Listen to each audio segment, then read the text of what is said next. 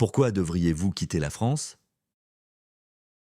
Vous connaissez probablement l'expression «l'herbe n'est pas plus verte ailleurs». Celle-ci est à la fois vraie et fausse. Elle s'avère vraie pour désigner un comportement commun chez les êtres humains. La tendance à vouloir fuir leurs souffrances et les émotions qui les dérangent en croyant que partir dans un autre endroit les en délivrera. Évidemment, les émotions nous suivent, peu importe où nous allons. L'expression est donc juste lorsqu'elle pointe cette réalité du doigt. D'un autre côté, elle ne peut pas être vraie lorsque les perturbations proviennent de l'environnement. Pour faire une hyperbole, cette expression n'a aucun sens pour des êtres humains vivant dans un pays en guerre. Mais alors, pourquoi serait-il bénéfique de quitter la France pour aller vivre dans un autre pays? Allez-vous regretter votre choix? Serez-vous plus heureux ou plus heureuse ailleurs? Pourquoi vivre en France ne vous convient-il plus? Pour répondre à ces questions, il est important de mettre en lumière les paramètres qui font qu'un lieu de vie est meilleur qu'un autre. Bien entendu, cela ne s'applique pas uniquement à la France, mais à de nombreux pays. À moins que vous ne soyez suffisamment libre émotionnellement pour vivre isolé et heureux dans la nature, vous avez sans doute encore besoin de relations sociales afin de maintenir un équilibre émotionnel plus ou moins stable. Néanmoins, c'est précisément ce point qui nous rend dépendants les uns des autres et qui peut aussi parfois nous emprisonner. Alors, qu'est-ce qui fait qu'un endroit, un quartier, une ville ou un pays est agréable à vivre et meilleur qu'un autre? Partons du principe que les besoins fondamentaux sont assurés et concentrons-nous sur les êtres humains et leur manière de vivre ensemble. Ce qui rend un lieu agréable, ce sont bien sûr les gens qui y résident et la manière dont ils se traitent et se respectent entre eux. À un niveau plus profond, le degré de charge émotionnelle présent en chaque être humain joue un rôle majeur dans la qualité de vie d'un lieu. 600 personnes respirant la joie de vivre et le bonheur se regroupent dans un quartier, il sera facile pour les personnes sensibles de ressentir une paix profonde en s'y promenant. À l'inverse, 100 personnes énervées, dépressives ou violentes vivant dans ce même quartier peuvent générer un malaise, une insécurité et une forte envie de partir, même si l'on n'en croise aucune directement.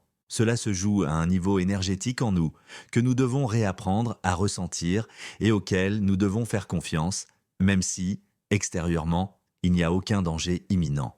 Si l'idée de quitter la France vous traverse de plus en plus l'esprit, ce n'est pas un hasard. De plus en plus de personnes le ressentent, de plus en plus franchissent le pas et ne reviennent jamais. Le fait de passer à l'action, de vivre de nouvelles expériences, apporte du contraste et permet de voir plus clairement ce qui n'allait pas auparavant. En tant qu'êtres humains, nous nous habituons à la violence, même sous de petites formes, mauvais regards quotidiens, remarques déplacées, manque de respect, même la simple présence de personnes grincheuses suffit parfois à casser l'ambiance. Cela conduit à une forme d'anesthésie émotionnelle pour ne plus ressentir ce qui est désagréable. Mais, par la même occasion, cela nous coupe aussi du beau et de la vie. De manière générale, une grande partie des citoyens français, pas tous, bien sûr, portent en elles de lourdes charges émotionnelles qui détériorent les relations humaines. En tant qu'expatriés, nous partageons souvent les mêmes constats sur la France. Sentiment d'insécurité, violence, risque d'agression, irrespect entre les gens, agressivité sur la route. Le passé joue un rôle important dans ces charges émotionnelles, notamment les guerres, qui ne datent pas d'il y a si longtemps. Les souffrances émotionnelles se transmettent de génération en génération lorsqu'elles ne sont pas libérées. À cela s'ajoute la gestion et l'oppression gouvernementale, souvent perçues comme déconnectées du bien-être réel des citoyens et davantage orientées vers l'exploitation de leur énergie à d'autres fins. Serez-vous plus heureux ou plus heureuse ailleurs? Cette question ne peut pas recevoir une réponse simple par oui ou par non. Ce qui est certain, en revanche, c'est que s'expatrier ne fera pas disparaître vos souffrances et émotions intérieures. Elles vous suivront partout. Cependant, la nouveauté, l'aventure, l'inconnu et la sortie de la zone de confort peuvent vous aider à faire remonter plus facilement ce qui vit en vous et vous empêche de vous sentir libre. Quitter son pays d'origine demande du courage et de nombreuses émotions se mélangent. Émerveillement, excitation, peur, nouveauté, aventure, nostalgie, liberté, anxiété. Il est simplement important d'être conscient qu'en déménageant,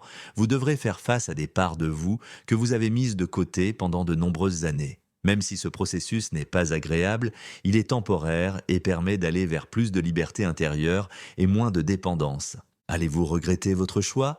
Il est tout à fait normal de se poser cette question. Personnellement, je ne crois pas qu'il soit possible de regretter une telle décision ou une telle expérience que rien de matériel ne pourrait remplacer. Notre société est entièrement organisée autour de la sécurité matérielle, relationnelle et familiale, souvent au détriment du bien-être intérieur. Depuis notre plus jeune âge, nous sommes conditionnés à reproduire ces mêmes schémas. Les personnes qui nous sont les plus chères donnent parfois de très mauvais conseils, car elles pensent nous connaître mieux que nous-mêmes. C'est rarement le cas. Il est souvent préférable de garder le silence et de suivre son instinct. Même si vous décidez de revenir en France après un certain temps, cela ne sera pas un échec.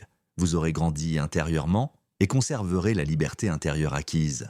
Il est d'ailleurs sain de partir sans l'obligation de partir pour toujours, en se laissant le droit de changer d'avis si la vie à l'étranger ne vous convient finalement pas. N'oubliez pas que notre temps sur Terre est limité et que la sécurité matérielle est en grande partie illusoire. Nous sommes ici pour expérimenter la vie et il n'y a pas de temps à perdre avec ce qui ne nous apporte rien de positif.